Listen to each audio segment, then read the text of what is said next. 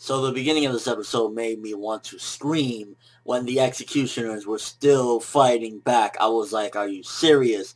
They're still around. What the hell are they even doing here? Thankfully, it wasn't too much into the episode where a certain somebody came in and I was like, thank goodness this person exists, or now exists anyway, and he just came in and took them out. I was like, oh my gosh, why are they fucking around? So good shit when Future Rogue finally showed up.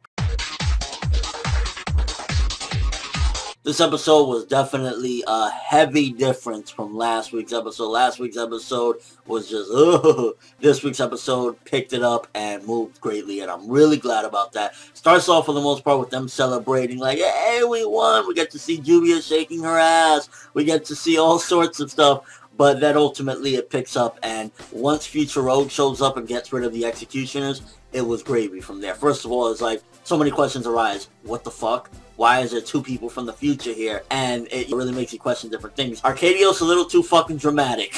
When he was like, I doubted my master, please put this sword through my neck. I was like, what about if she sneezes and put it through your neck by accident, you dumbass? Like, how about you calm down for a second, put down the gravy, and just chill for a minute, bro? Like, he was getting ready to, like, slash his throat because he doubted the princess. I mean, you were fucking being a smart guy for doubting her. At the end of the day, you knew something was up, so why are you acting like a fucking moron? And definitely you could see something is very interesting at the very least regarding this whole thing with Future Rogue, because he comes in and immediately blames Lucy for closing the doors of Eclipse. So that automatically makes you think, first of all, why the fuck would Lucy close the doors to Eclipse out of nowhere? And who would you trust more? Would you trust this crusty future version of somebody that is just a fanboy, or one of your friends that you've been with a long time? I think anybody would immediately say, yeah, I'm going to trust Lucy right now. I mean, I'm not even friends with any of them, but if I was in that world, I would be like, I'm trusting the big titty blonde. And hands down, the best moment of the entire episode, one of the saddest moments we've had in a while in Fairy Tail, is when he just goes straight for the kill. I was like, you're not touching our Lucy, I know that, but the future Lucy jumps in the way and takes the shot, and I was like, people say we don't get death in Fairy Tail, but that is a death technically. And the way it was handled, first of all, art and animation on that scene, and just the emotion and intensity, definitely felt it a lot more in the anime than in the manga, especially for some reason. And I think it was a little bit more dragged out than it was in the manga, and that's good because it was a way better scene.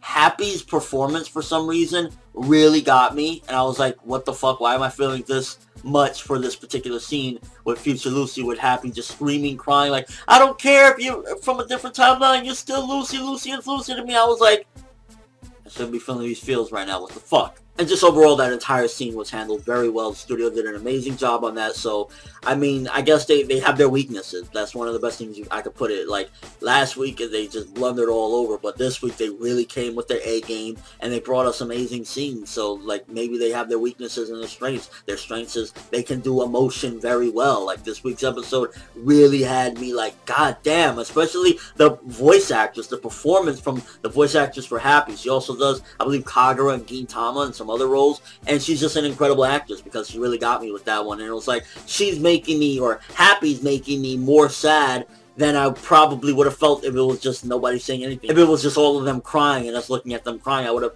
felt a little bit differently if it wasn't for Happy just spilling his guts all over the place. And even Natsu, when he was like getting all hype and shit, I was like, why is Natsu getting me hype? Why do I feel this hype? I don't know. This episode definitely got me a lot more excited than I thought I would have gotten, and a lot more sad than I thought I would have gotten. So they handled it very well. The director, kudos to him for this week's episode because he did his job. And just the way it was like Natsu building up to go fuck him up. It's like a lot of questions being asked. First of all, why is this guy from the future here? Why is Future Rogue here? What is it about 7 years into the future? He says, in 7 years, the world is riddled with dragons. How the fuck have you survived for 7 years? Why should we trust you over Lucy when you just came here and blasted her through the fucking chest saying, she's gonna close the doors? It's like, fuck out of here. You're suspicious already. Maybe if he would have come in a little bit of a different approach, he could have got his message through, but it's automatically obvious that there's something up with this motherfucker. And the fact that, you know, Natsu, that line, even Natsu, I was like, I don't really get excited for the Natsu speeches, but when he was like, yeah, I'm never gonna let you take away our Lucy's future, I was like, kind of got me there, man. I respect that, and I'm looking forward to next week's episode with them clashing. But this week's episode, so much better than last week's episode. The only thing I can say is, The start with Fairy Tail versus the Executioners, I wanted to strangle them, like, get the fuck out of here. But again, thankfully it wasn't too long. Future Road came in there and did what he needed to do, and I was like, this episode got me a lot more excited overall, almost in every aspect except the Executioners, than I thought I would have. Because even when I knew Future Road was coming, because obviously I read the manga, I was like, can't wait for him to arrive. So definitely a lot better of an episode than last week, and overall it was just a very good episode. That emotion, Future Lucy's death, Natsu setting up to fight Future Rogue, a lot of questions why Future Rogue is here, who's the liar, what's going on, why did he come to Hisui, and just so many questions being asked with this week's episode. Art and animation look good as well, so I'm gonna give this one 8 out of 10. That blows last week's episode out the water, and I'm really glad to say that. I'm really glad I don't gotta come in here again and say, fuck the Executioners, what the fuck is going on? I'm glad the beginning scene with the Executioners didn't last too long, and overall, if it wasn't for the Executioner scene, this probably could have get a 9 or a 10, because for the most part, it was just the beginning felt a little bit too, for the most part, so